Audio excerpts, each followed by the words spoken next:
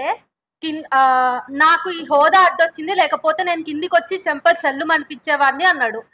ఆయనకు నేను గుర్తు చేద్దాం అనుకుంటున్నా, కింద ఉన్నది జర్నలిస్ట్లే అయినా లేకపోతే తెలంగాణ పౌరుడు ఆ భారతీయ పౌరుడు ఒక మనిషి ఉన్నా గానీ, అక్కడ ఎవరున్నా ఏ స్థాయి వ్యక్తి ఉన్నా గానీ కొట్టే హక్కు నువ్వు ముఖ్యమంత్రివి కాకపోయినా నీకు లేదు అనేటటువంటి కనీస రాజ్యాంగ మౌలిక సూత్రాన్ని నేను ఆయనకి గుర్తు చేద్దాం అనుకుంటున్నా.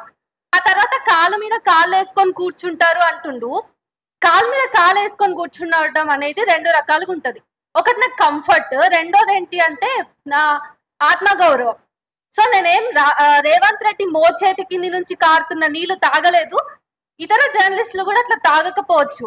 కాబట్టి ఆయన ముందు ఏమంటారు కాళ్ళ మీద కాలు వేసుకొని కూర్చోవడం అనేది ఓ పెద్ద ఆయనకి అవమానం అని అనుకోవడం అంటే అది ఆయన మూర్ఖత్వము లేకపోతే ఇంకోటి. ఆ తర్వాత ఫస్ట్ ఆయన ఎవరో ఒక రాజకీయ నాయకుడు, ముఖ్యమంత్రియా ప్రధానమంత్రియా ఇంకెవరైనా ఉండని, ఒక రాజకీయ నాయకుడు చదువుకొని ఒక ఉద్యోగం చేస్తున్న ప్రొఫెషనలిస్ట్ జర్నలిస్ట్ ని వాళ్ళ చిత్తశుద్ధిని ప్రశ్నించే చిత్తశుద్ధి ఒక రాజకీయ నాయకుడికి ఉంటుందా? అది రేవంత్ రెడ్డి అయినా కానీ ఇంకో రాజకీయ నాయకుడు అయినా కానీ అనేది ఆయన కొంచెం మైండ్ లో పెట్టుకొని ప్రశ్నించుంటే బాగుండేది. ఎందుకంటే ఈ రోజు రాజకీయాలు ఎట్లున్నాయి అనేది మనందరికీ తెలిసిందే. మరి ఇంత కుతంత్ర కుళ్ళు రాజకీయాలలో ఉండి కూడా నువ్వు ఒక ప్రొఫెషనలిస్ట్ ని క్వశ్చన్ చేస్తున్నావు, వాళ్ళ చిత్తశుద్ధి నువ్వు మాట్లాడుతున్నావు అంటే ముందు నీ చిత్తశుద్ధి ఎక్కడ పోయింది అన్నది కూడా నువ్వు ఒక్కసారి ఇంటర్స్పీక్ చేసుకుంటే బాగుంటది.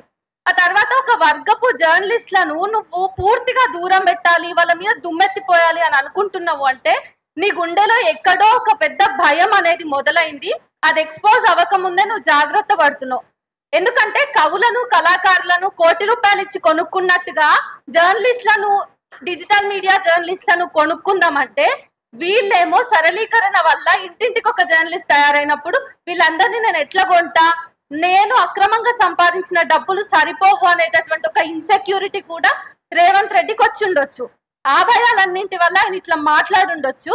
సరే ఆయన ఎన్ని మాటలు మాట్లాడినా ఎంత నిర్బంధం పెట్టినా గానీ ఈ ఫాస్ట్ యుగంలో ఆయన నిర్బంధాలకి తలొగ్గి ఇక్కడ పనిచేసేటటువంటి చిత్తశుద్ధి గల జర్నలిస్టులు ఉన్నారు అని అయితే నేను అనుకుంటలేను, కనీసం ఈ హాల్ వరకైనా.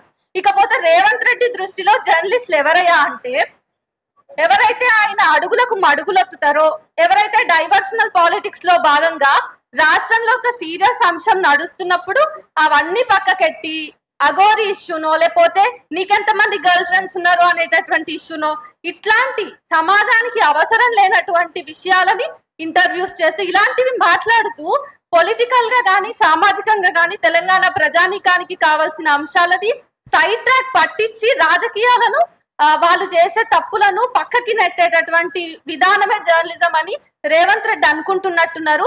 కొంచెం దయచేసి మీలో ఉన్న పెద్దలు ఆయనకు అవగాహన కల్పించి ఒక వర్క్ షాప్ పెట్టి ఆయన వేదిక ముఖంగా ఏం మాట్లాడొచ్చు, రాజ్యాంగంగా మౌలికంగా ఉన్న ఆయన బాధ్యతలు సూత్రాలు కొంచెం మనకు చెప్తే బాగుంటది. Thank you.